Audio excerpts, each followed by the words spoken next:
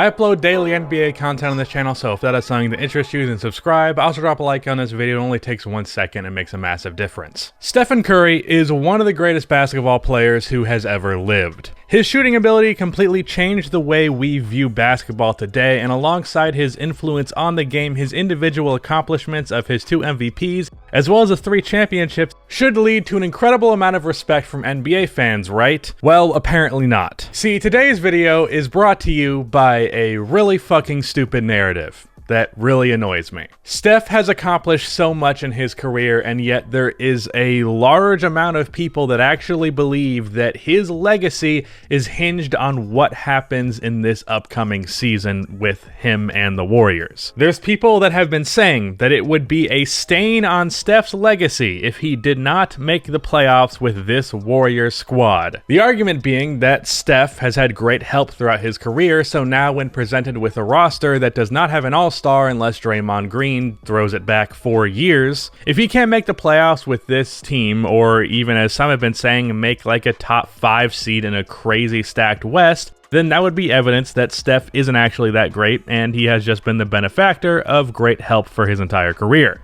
So basically, making an 8th seed and losing in the first round is legacy defining for a 2-time MVP and 3-time champion. That's dumb for a variety of reasons, and believe me, I'll be going over all of those reasons, but today I want to particularly focus on the fact that Steph Curry has nothing left to prove, and anyone that thinks he does is stupid. Let's get into it.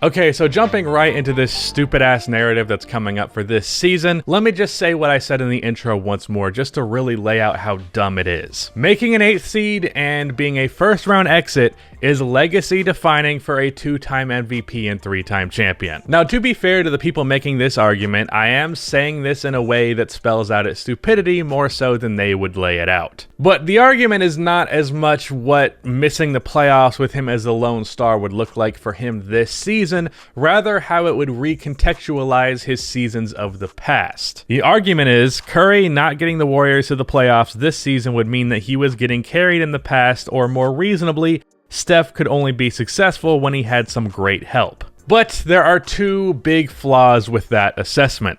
First of all, Steph Curry has already taken a team to the playoffs and even the second round without an all-star caliber teammate, and really just okay help in general. And second of all, you can say a lot of players would not get very far without the help that they've had in their career. It's kind of a stupid and baseless argument that people need to stop having. I'll elaborate on both of these points further. First of all, Steph has already accomplished what people are saying Steph needs to accomplish this season to prove something. He's already done what you guys are claiming is legacy defining for him. So if that's the logic, his legacy is already well defined. If Steph's legacy was hinging on him taking just an okay team to the playoffs in a stacked West, then luckily for Steph, his legacy is going to be just fine because he has done this already. In 2014, before the Warriors broke out and became a championship caliber team, Steph in the regular season averaged 25 and 8.5 assists on his signature ridiculous efficiency, with his help being the first year of being really good Klay Thompson, who averaged 18 points a game, David Lee, who averaged 18 points and 9 rebounds. Meanwhile, every other player on the team averaged less than 10 points. This was also with a mediocre head coach in Mark Jackson in a Western Conference that was just as much of a bloodbath as ever. This roster, outside of Steph, would have won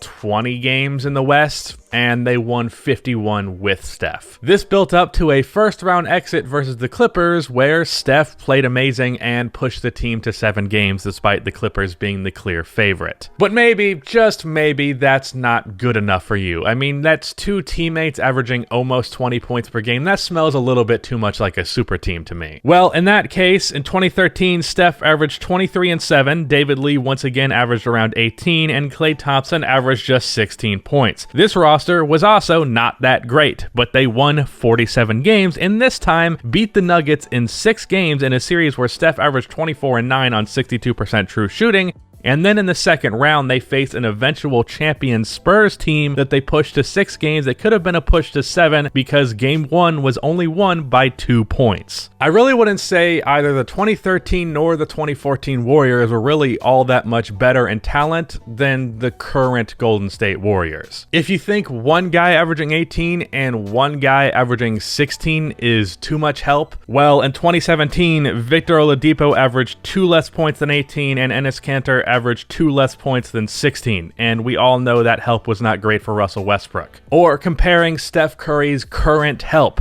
Kelly Oubre last year averaged 18 points and Andrew Wiggins last year averaged 22 points. If Klay Thompson, who was essentially like Portland Trailblazers Wesley Matthews in that first year there, and David Lee, who averaged 18 and 9, is too much help for you, then I don't know what to say, because that's just an okay roster around Steph. But neither of those players, Lee or Thompson, were anywhere close to being all-star caliber at that point in their careers. I would say the 2013 and 14 Warriors were average help-wise around a great player who would be elevated to a legendary, incredible player once that help picked up and allowed him to dominate at the highest level. Steph, with an okay roster, pushed the team that won the championship to 6 games and nearly 7. I think that says quite a bit. But now let's address why this argument shouldn't matter, even if Steph didn't have this past history. The fact of the matter is, the people that are holding Steph to this standard are being incredibly unreasonable because nearly every player that has reached the height that Steph Curry has or anything close to it have had great help, or at least just good help along the way. Almost every player that has won an MVP has had an all-star teammate, and that's especially more the case for players who have won championships. I went back and looked at every MVP award ever and saw how many of those MVPs had at least one teammate on the team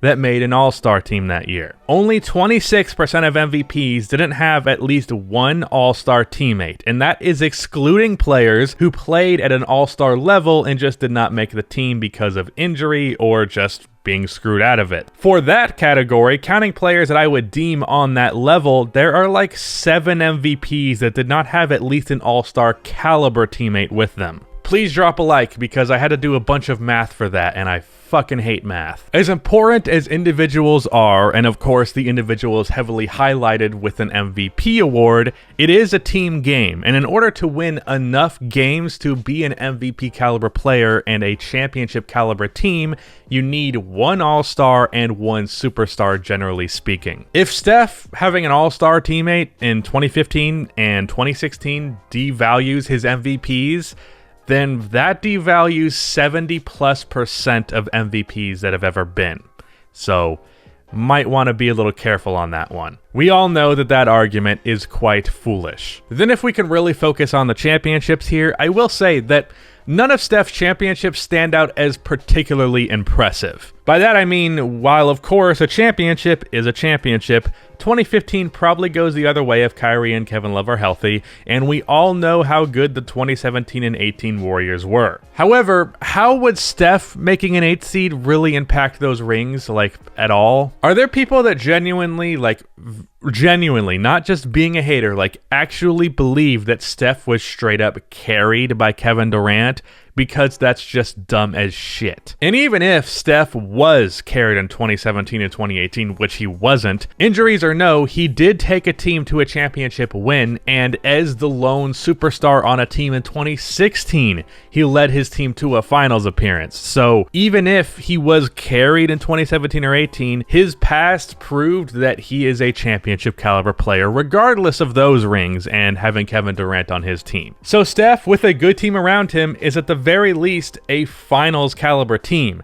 Steph with a great team around him creates a super team. And sure, it diminishes the value of those rings legacy-wise for an individual, but Steph's past more than proves that he was not carried by Kevin Durant. Kevin Durant was just the cherry on top that made the Warriors unbeatable. And even though those are super team rings, are we not going to credit Curry for being the reason why Kevin Durant wanted to go to the Warriors in the first place? The entirety of the Warriors' culture and their system and just everything that made that team so attractive to Kevin Durant was built entirely around Steph Curry. I am perfectly fine with the Warriors being a super team in 2017 and 18 being used as a criticism against Kevin Durant because at the end of the day, he made that decision. But in the case of Steph Curry, no, that should not be used as criticism against him. Curry is the reason Kevin Durant wanted to join the Warriors in the first place. And then once Kevin Durant did that, Curry made sacrifices for the sake of winning championships. And then he gets criticized for it.